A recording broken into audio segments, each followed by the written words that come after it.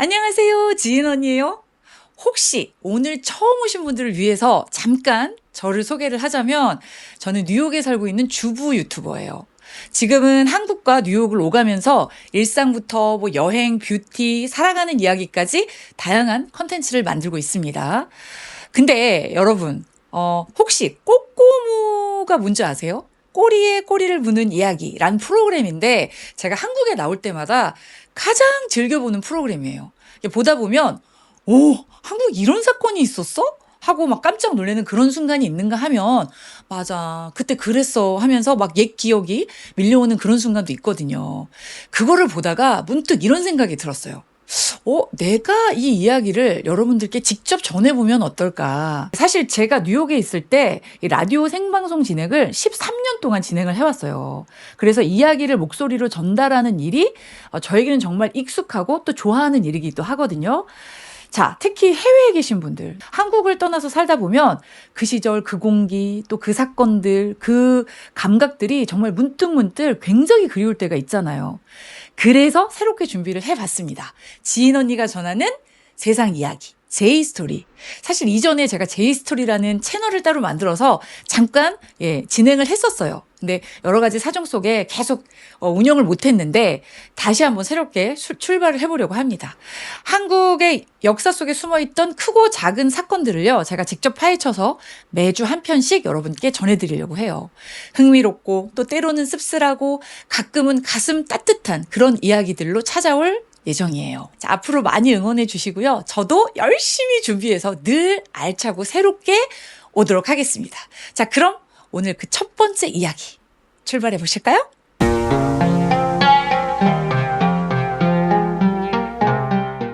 자, 여러분. 지금 이 사진 속 여자분이요. 여러분에게 만약 음료를 한 잔 건네면 혹시 여러분 받아 마시겠어요? 너무 그냥 평범한 주부의 모습이잖아요. 뭐 딱히 경계를 할 게 없어 보이죠. 이분이 저에게 뭐 음료를 한 잔 주면서 드세요 하면 저는 아무 거리낌 없이 감사해요 하고 마실 것 같아요. 근데 이 여자한테 음료를 받아 마신 사람들은 전부 10분 안에 숨졌습니다. 그것도 5명이나요. 계모임 언니, 채권자, 먼 친척, 거기다 친여동생의 친아버지까지. 때는 1986년 서울 중구 신당동. 이 당시의 신당동의 모습은요, 골목골목마다 연립주택이 막 다닥다닥 붙어 있고 아주 지극히 서민들이 모여 살던 그런 동네였어요. 거기에 한 여자가 살고 있었습니다. 이름은 김선자. 1939년생이고요. 사건 당시 47이었어요. 남편은 건설 현장 페인트공이고 또 아들을 셋 둔 아주 평범한, 그러니까 신당동 어디에서나 볼 수 있는 지극히 평범한 주부였죠. 근데 아이들이 어느 정도 자라나니까 스물스물 무료함이 찾아오기 시작했어요. 그래서 뭐 동네 아줌마들이랑 이렇게 어울려서 놀다가 급기야 캬바레를 드나들게 됩니다. 근데 그 시절 캬바레가 어떤 곳이냐면요, 뭐 어두운 홀에서 음악 틀어놓고 이제 뭐 남자 여자 손잡고 블루스도 추고 트로트도 추고 탱고를 추던 곳. 하지만 그게 끝이 아니었어요. 그 상대 남자들을 우리는 제비라고 불렀죠. 그래서 그 제비와 바람이 나는 귀여운 여성들도 많았고, 또 그곳을 출입하는 여성들이 대부분 막 화투 치고 노름하고 이러다 보니까 캬바레에서 발생하는 사건 사고가 굉장히 많았던 시기였어요. 김선자 씨도 캬바레에 드나들면서 자연스럽게 화투도 치고 노름도 하다 보니까 빚이 쌓이기 시작합니다. 그리고 빚은 갈수록 늘어나요. 왜? 도박을 계속 하니까요. 자, 이 사람한테도 빌리고 저 사람한테도 빌리고 심지어 친아버지와 가족들한테까지 손을 벌립니다. 그러다가 도저히 감당이 안 되는 그런 지경까지 갔죠. 뭐 채권자들이 이제 막 슬슬 독촉을 하기 시작하겠죠. 김선자 씨, 이번 달에 못 주면 나 진짜 남편한테 말할 거야. 이러면 곤란해. 근데 이 사실이 남편한테 알려지면 끝이에요. 캬바레 다니면서 도박하고 노름했다. 이게 남편뿐만 아니고 동네에 알려지죠. 이건 뭐 고개를 못 들고 살 그럴 시기였어요. 그 시절에 그게 얼마나 큰 수치였는데요. 빚을 없애는 방법은 2가지였습니다. 열심히 돈을 벌어서 차분히 갚는 것, 아니면 빚진 사람을 없애버리는 것. 하지만 아무 능력 없는 김선자가 돈을 언제 벌어서 이 큰 돈을 갚겠습니까? 당연히 두 번째 선택을 합니다. 자, 김선자가 5명을 살인을 해요. 도대체 어떻게 이 평범한 가정주부가 그런 어마어마한 일을 했을까요? 바로 화공약품 회사에 다니는 친정 조카한테 부탁을 합니다. 조카야, 나 청산가리 좀 구해줄 수 있어? 꿩 잡을 때 쓸라 그래. 꿩을 잡는다고요. 그 시절에는요, 콩에 청산가리를 조금 묻혀서 놓으면요, 꿩이 먹고 정말로 즉사를 했었대요. 그러니까 실제로 쓰이던 방법이었어요. 뭐 그러니까 조카도 의심도 하지 않고 당연히 청산가리를 갖다 준 거예요. 그렇게 청산가리가 김선자의 손에 들어온 겁니다. 그리고 그녀는 생각을 했을 거예요. 이 청산가리 얼마를 넣어야 사람이 죽지? 그리고 또 어디다 섞어야지 티가 안 날까? 1986년 10월 31일 가을 햇살이 따사롭게 막 내리쬐는 정말 아름다운 아침이었어요. 김선자가 이웃에 사는 계모임 같이 하는 언니한테 전화를 겁니다. 당시 49세의 김계환 씨였어요. 김선자에게 돈을 빌려준 채권자였습니다. 언니, 오늘 날씨도 너무 좋은데 우리 같이 목욕이나 같이 갈까요? 김계환 씨는 흔쾌히 따라 나섭니다.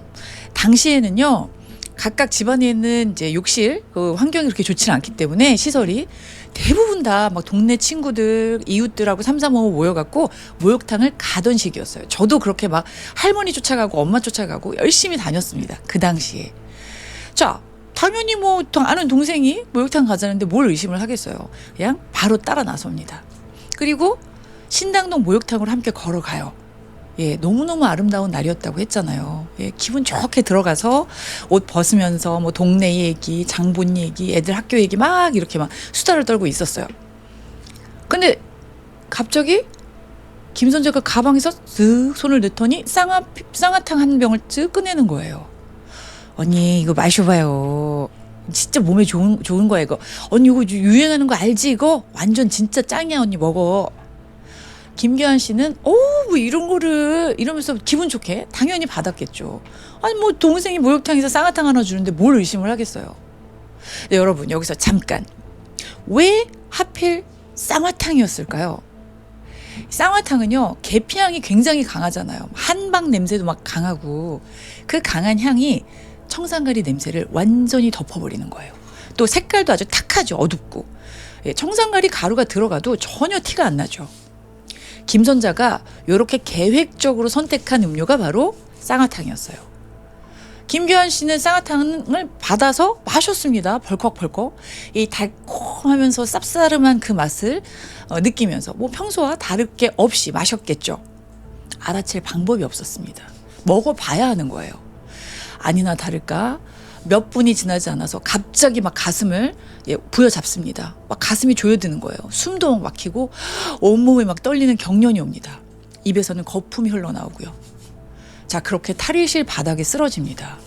목욕탕이 순간 난리가 났겠죠. 막 사람들 소리 지르고 구급차 막 부르고. 하지만 이미 늦었어요. 청산가리는요, 수십 밀리그램만으로도 단 10분 안에 사망에 이르는 독극물이라고 해요. 그러니까 나치가 아우슈비츠에서 유대인 학살할 때 쓴 그 독이 바로 청산가리예요.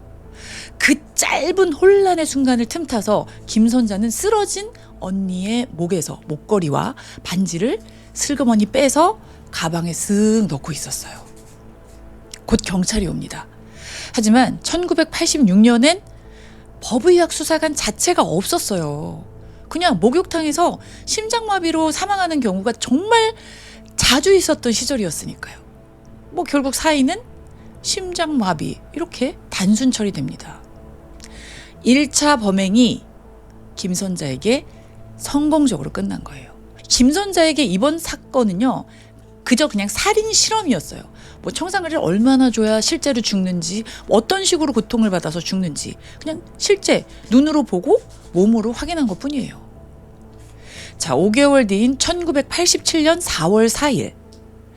1987년 이 해가 어떤 해인지 혹시 기억하시나요? 1월에요. 대학생 박종철 씨가 경찰 고문으로 숨졌습니다. 이 해에요, 이런 말이 나옵니다. 책상을 탁 쳤더니 그냥 억 하고 쓰러졌다. 이 말이 온 나라를 들끓게 했던 그 해였어요. 그러니까 전국에서 시위가 막 터져 나옵니다.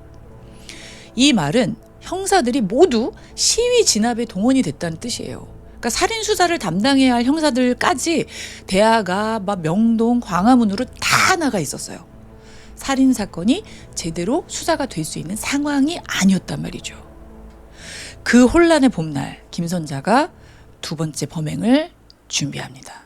이번 타겟은 전순자 씨, 50세, 김선자한테 700만 원을 빌려준 채권자였어요. 전순자 씨? 그 영등포에 오늘 내가 받을 돈이 좀 있어. 같이 가면 내가 거기서 받아갖고 700만 원 바로 갚을게. 자, 이 말을 듣고 안 쫓아나갈 채권자가 어디 있겠어요. 바로 두 사람은 영등포행 시내버스를 탔습니다. 1987년 봄, 이 양화대교를 눈앞에 두고 지나가는 버스는 유유히 달리고 있었어요.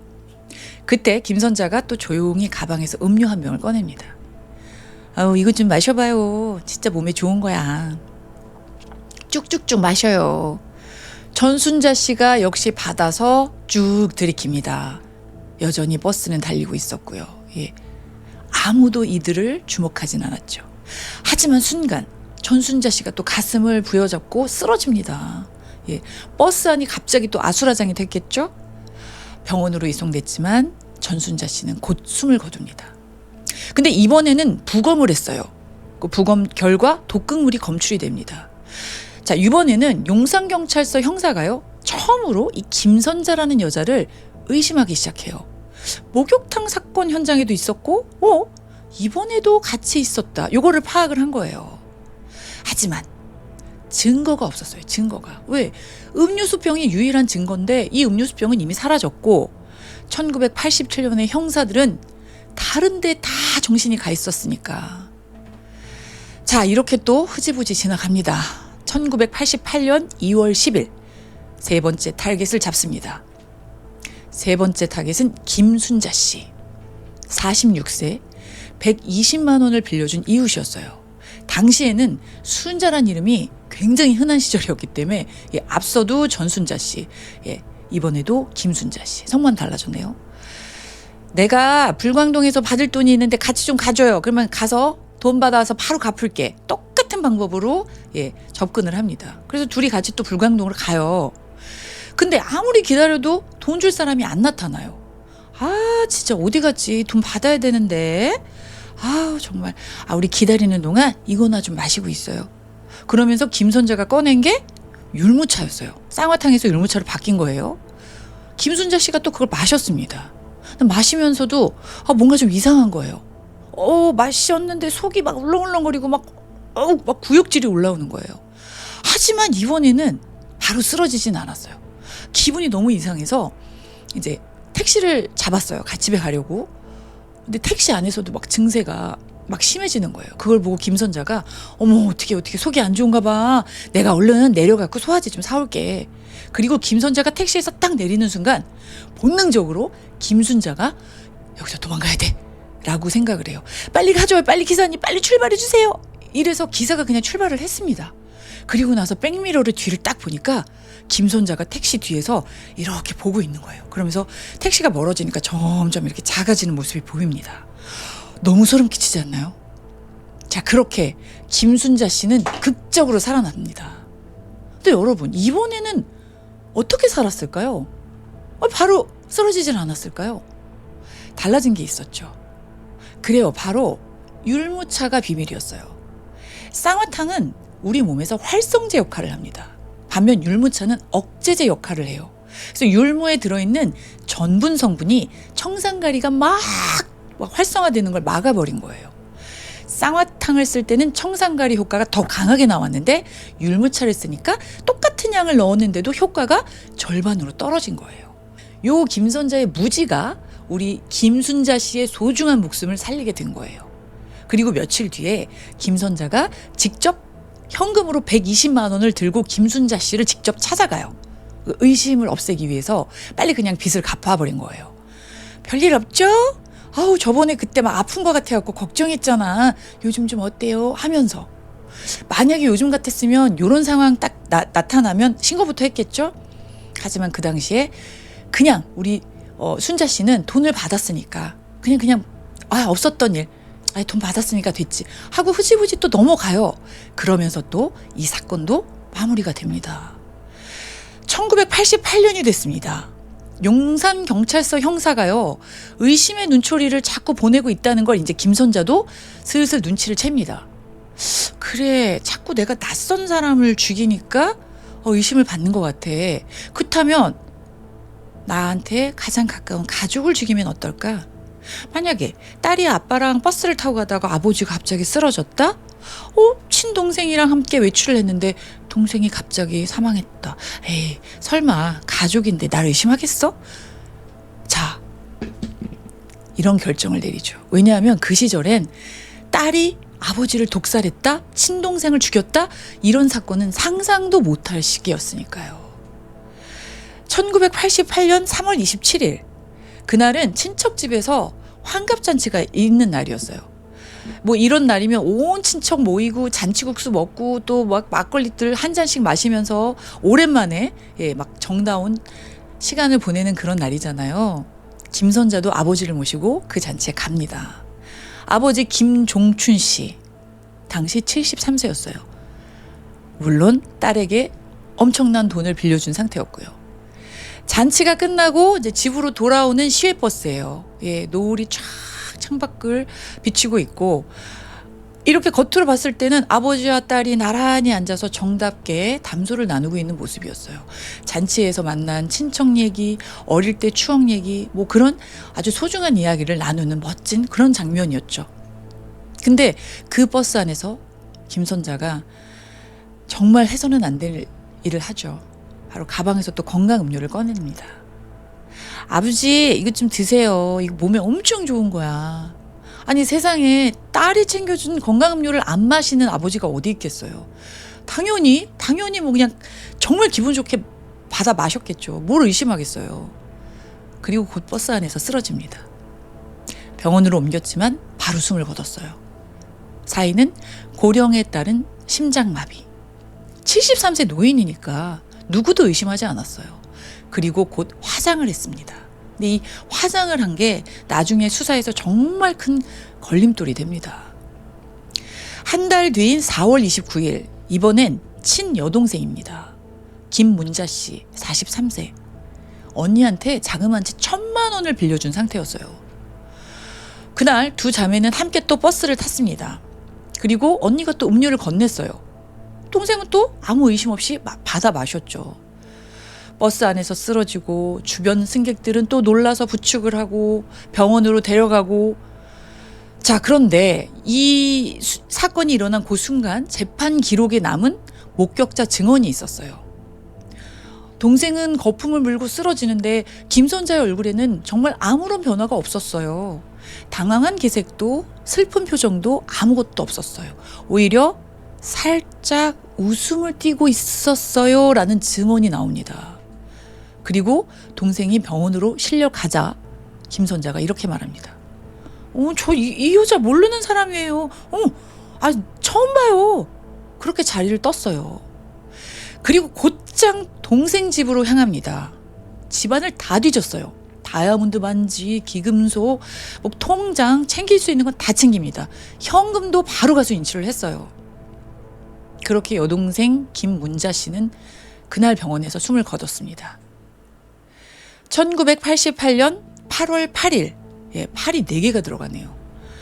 자, 지금 보시는 이 영상 1988년 서울올림픽 그 당시의 영상이에요. 그러니까 전 세계가 이 서울을 보고 있는 그 막 우리의 자부심이 막 하늘을 뚫던 그 여름. 우리도 이제 선진국이다. 온 나라가 들떠있던 그 시절이죠. 바로 그 축제의 열기 한가운데서 마지막 범행이 일어납니다. 이번 피해자는요, 먼 친척이에요. 손시원 씨, 46세. 집 계약금 명목으로 484만 원을 빌려줄 분이었어요. 언니, 좋은 집이 싸게 나왔는데 빨리 계약해야 돼. 이거 언제 빨리 계약해야지. 언제 나갈지 몰라. 지금 빨리 돈 들고 나와. 그렇게 둘은 종로 숭인동 다방에서 만났습니다. 그곳에서 손시원 씨는 김선자가 건네준 음료를 마셨고 그리고 나와서 버스를 탔는데 버스 안에서 바로 쓰러졌어요. 그리고 또 병원으로 이송됐지만 숨졌습니다. 김선자는요, 다방을 나서면서 손시원 씨가 들고 왔던 이 484만 원이 들고 있던 가방을 자기 가방에 쑤셔 넣고 태연하게 걸어 나갔어요. 근데 요번에는 좀 달랐죠. 이 손시원 씨 가방이 사라졌다는 가족들의 신고, 그리고 다방 종업원이 같이 왔던 일행이 그때 사망하신 분 가방 들고 나가는 걸 봤어요 라고 진술을 한 거예요. 자, 이렇게 용산경찰서의 형사가 움직이기 시작합니다. 이 여자 봐라. 1986년 목욕탕 사건의 현장에도 있었어. 87년 버스 사건 현장에도 있었고. 그런데 여기에 또 있다. 이건 우연이 아니야. 자, 그렇게 부검을 했고 결국 청산가리가 검출이 됩니다. 1988년 9월 2일 김선자는 긴급 체포됩니다. 김선자의 집을 이제 압수수색을 해야겠죠. 예. 방을 막 뒤졌더니 어느 한 구석에선 다이아몬드 반지, 또 어느 한 구석에서 막 수표, 통장, 도장들이 막 우르르 쏟아져 나오는 거예요. 전부 다 피해자들에게서 뺏거나 훔쳐온 것들이겠죠? 그런데 김선자는 끝까지 버팁니다. 어머머머, 나는 아무것도 안 했어요. 아니, 이것들이 뭐라고, 이것들 다 그 사람들이 나한테 준 거예요. 억울해, 진짜. 증거를 가져오세요, 증거를. 자, 결정적인 증거가 안 나오고 있죠. 정말 온 집안 구석구석을 뒤졌어요. 딱 하나만 찾으면 되거든요. 바로 청산가리. 하지만 아무리 뒤져도 어디에도 나오질 않습니다. 근데요, 그때 여경 한 명이요. 진짜 화장실이 급해갖고 우연히 화장실로 들어간 거예요. 당시에 이제 화장실은 전부 좌식이에요. 이렇게 앉아서, 쪼그려 앉아서 일을 봐야 되는데, 그렇게 딱 쪼그리고 앉아서 고개를 딱 치켜드는데 그 순간 눈높이에 뭔가가 딱 보이는 거예요. 집이 일본식 목조 가옥이었거든요. 그래서 나무 기둥 뒤에 작은 구멍이 하나 있었어요. 거기에 손을 이렇게 집어넣어 봤더니 어라? 돌돌돌돌 말린 신문 뭉치가 하나 있는 거예요. 그래서 이렇게 펼쳤더니 이렇게 바말 크기의 청산염 덩어리가 들어있었어요. 유레카! 발견이 됐습니다. 근데 여기서 아주 중요한 포인트가 하나 있어요. 만약 전부 다 남자 경찰이었다면 이걸 찾았을까요? 절대 못 찾죠. 남자 서소소변부잖아요. 서 있는 자세에서는 그 숨겨놨던 구멍이 절대 눈에 들어오지 않는 각도였어요. 여경이었기 때문에 앉았기 때문에 눈높이가 그 구멍하고 딱 맞았던 거예요. 그래서 그걸 발견할 수 있었어요. 그래서 훗날 수사관들이 이렇게 말을 했다고 해요. 야, 그때 우리 그 여경 없었으면 김선자 끝내 못 잡았다, 우리.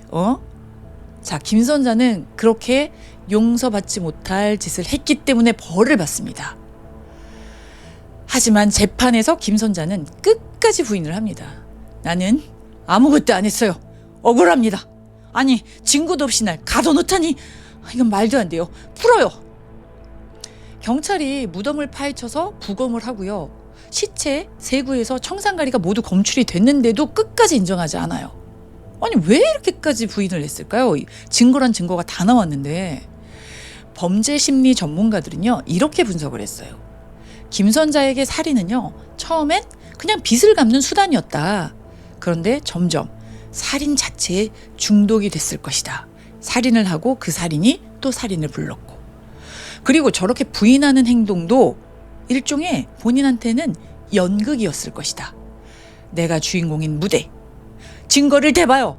증거를 대라고. 이렇게 경찰을 상대로 싸우는 게 그녀에게는 연극위에서 보여주는 하나의 스릴이었던 거예요. 이걸 내가 인정하는 순간 이 공연, 이 무대는 끝나버리니까. 그리고 1997년 12월 30일 대전교도소에서 흉악범 23명의 사형이 동시에 집행이 됩니다. 그날이 지금까지 대한민국 마지막 사형 집행일이에요. 김선자도 당연히 그 23명에 들어갔고요. 하지만 김선자는 사형 직전까지 억울하다고 울부짖었습니다. 자, 여러분, 다시 이 사진을 좀 봐주세요. 아까 제가 보여드렸을 때랑 똑같이 보이시나요? 좀 다르게 보이지 않으세요? 목욕탕에서 이웃이 건네준 쌍화탕, 버스 안에서 친언니가 준 음료 한 병, 환갑잔치 끝나고 돌아오는 길에 딸이 챙겨준 건강음료, 이거 안 마실 사람 있냐고요.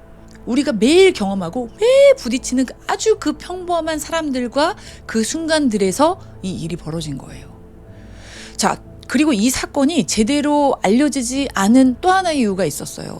체포가 1988년 9월에 일어났거든요. 근데 88 올림픽이 한참이었어요. 온 나라가 막 들떠서 축제의 함성을 막 부르짖던 그 당시에 이 이야기는 그냥 스르르르 묻혀버린 거죠. 예, 저도 88년이 기억이 나는데 올림픽 말고는 어떤 것도 기억이 안 나요. 그냥 올림픽의 해였어요. 88년은. 자, 그렇게 이 김선자의 이야기는 세상과 함께 묻혀버렸습니다. 자, 이렇게 청산가리를 이용해서 5명을 연쇄살인한 당시의 김선자 이야기는 여기서 마칠게요. 오늘도 제이스토리에 와주셨던 여러분들 감사합니다.